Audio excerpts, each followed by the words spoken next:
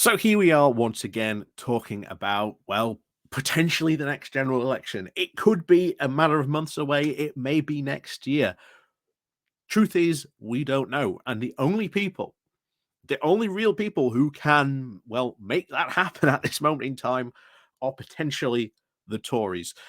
Uh, Today and even through up till Monday, there will be a very, very big conference, and there are going to be a lot of Tories using this as an opportunity to have a, shall we say, not so subtle dig at Rishi Sunak. Sunak knows he is incredibly weak. He was already weak before the local elections, but the local elections have made him even weaker. And the fact that even going into potentially a next general election is incredibly worrying for many Tories. Even they are not confident they might win. Or if they do win, they might win with an incredibly small minority. Or at least not minority, majority, sorry. And even then, trying to sort of continue on a path that they want will be incredibly difficult for them. Incredibly difficult to do. So I tell no word of a lie, and it is completely true. Starmer has a lot of work to do. Now, I have said I don't 100% fully agree with Keir Starmer before, but I do agree with a lot of stuff he said. The fact that he said recently he wants to go further than Blair in his reform agenda of what he wants to do. We have to drive this forward. And one of the things I think we've seen increasingly so is Starmer's drive to really bring change. But in order for him to bring change, he has to win a big majority, or at least significant enough that he can sustain a reforming government. So before we go on to talk more about this, please do remember to click on the like, share, and subscribe button. And of course, down below, there are links to my Patreon page and a donation link called Buy Me Coffee, where we can buy me coffee. And of course, as always, there is the Pony Club down below, and of course, the YouTube thank you button as well. So this is an incredibly difficult battle to climb. Labour currently has, at this moment in time, less MPs than it's had since like the 1937. And the 2019 election was a disaster. It did not go well for Labour. They lost a lot of MPs. So being able to sort of rebuild from that is going to be incredibly difficult. In fact, they'd have to win. For Starmer to get a majority of one, remember this. So Starmer to get a majority of one would have to win 123 more seats than it did in 2019. Is that possible? Is that possible? Yes, it is possible. But Starmer really has to start bringing people, start really energizing people, wanting people to vote for Labour. Because this is something that we are seeing on the doorsteps of recently, shall we say, Labour activists on the doorstep saying people were really, really enthusiastic about voting against the Tories, but their options they weren't overly that enthused about, and that should be something we should worry about because there is at least a potential worry, of course, that Sunak might start to steady the ship. Maybe he does bring in this stability, which does mean that the people who stayed away from voting Tory at the last at these local elections decide that no, they're going to go and vote Tory. Now, in terms of sort of the red wall, I can highly see there is a lot of problems going to go on there.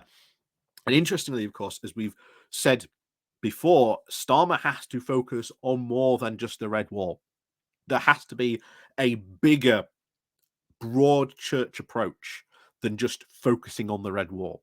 Because currently, primarily because of his chief of communications, we've talked about it before, I think her being in that position is really worrying because I don't think she's going to do a good job, especially when her book used heavily on focus groups, and it's still, because of her, is heavily focusing on focus groups, which is bringing forth, I think, good policies, but they are not being sold in a good dynamic way, or at least a way that really enthuses people. So that is something that we need to see, a focus on not just the Red Wall, but all of the UK as a whole. I mean, we've talked about the fact of a red tidal wave on coastal seats.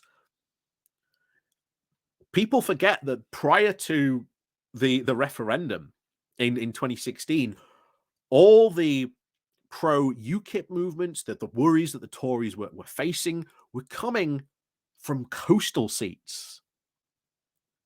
And yet, after now the 2019 election and the move to focus on levelling up and the Red Wall, these seats have been very much pushed back into sort of the political fringes again.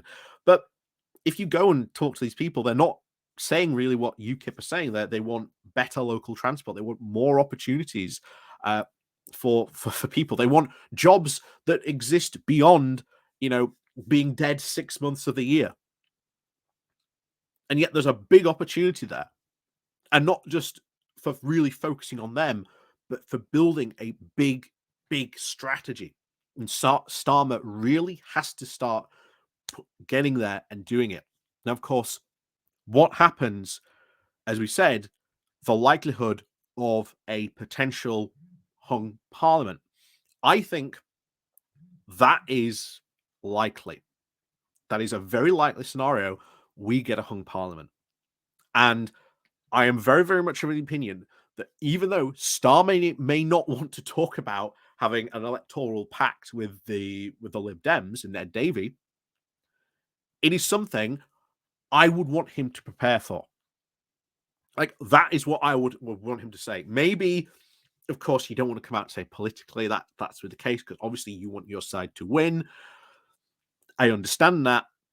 But it would not shock me, of course, if behind the scenes he and Ed Daly are having communications and talking about this. And I think this is something Starmer should be preparing for, just in case this happens, because it is likely.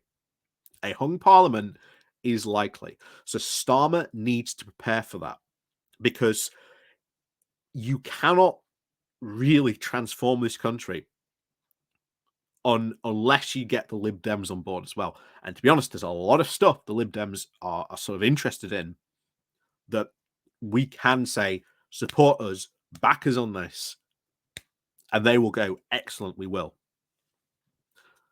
So a hung parliament is not the end of the world, but it is something I want Starmer to prepare for, and I want him to sort of I want him to go into the general election saying that we are going to win, but just in case, we've got this plan for a hung parliament and uniting with Ed Daly, just in case, on the back burner. That's what I would want Starmer to do, because it is the pragmatic way to prepare for one, just in case one happens. Because we saw at the local elections that progressive parties won big. They won big through the use of tactical voting. And if tactical voting, as we've seen, becomes an actual thing at this next general election, which I'm hoping it does, then there is a very, very big chance we could come and see a Labour Lib Dem coalition. And of course, what that coalition can get done needs to be hammered out now and discussed between the two leaders, so that they know this is our agenda, this is what we want to pass, this is what the direction we're going to travel in. Because if you don't get that sorted out, you could end up with, to use the term of David Cameron, a coalition of chaos. And you do not want that. You do not want Labour saying, well, we want to do this, and then Lib Dems saying, well, actually, we'd like to do this. They've got to agree on stuff beforehand and start talking about this and start seeing where they can compromise on each other and what they want to do and where the direction they want to take the UK in.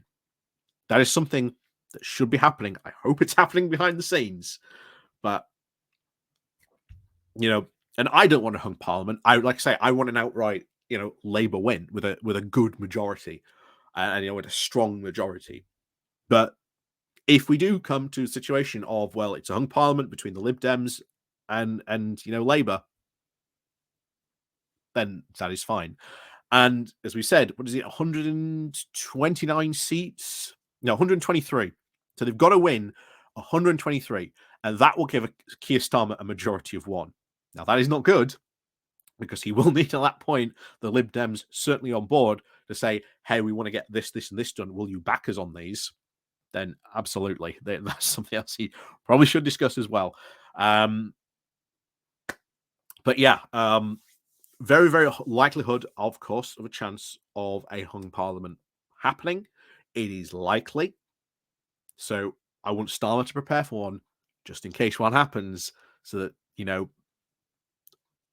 we don't get a coalition of chaos, because the more you prepare for one, or at least if you've got the planning in place, then it doesn't look, shall we say, what would essentially be those early years, maybe even that early year or just that first couple of months would look absolutely shambolic. And that would play right into the Tories' hands. And you obviously do not want that, because they will be going ham after a coalition, as will the right wing media. So the more you should absolutely do some prepare. By all means, go for the win, but prepare for coalition. That is what I think they should be doing at the moment. So let me know what you think down below as well. But as always, we'll see you all next time.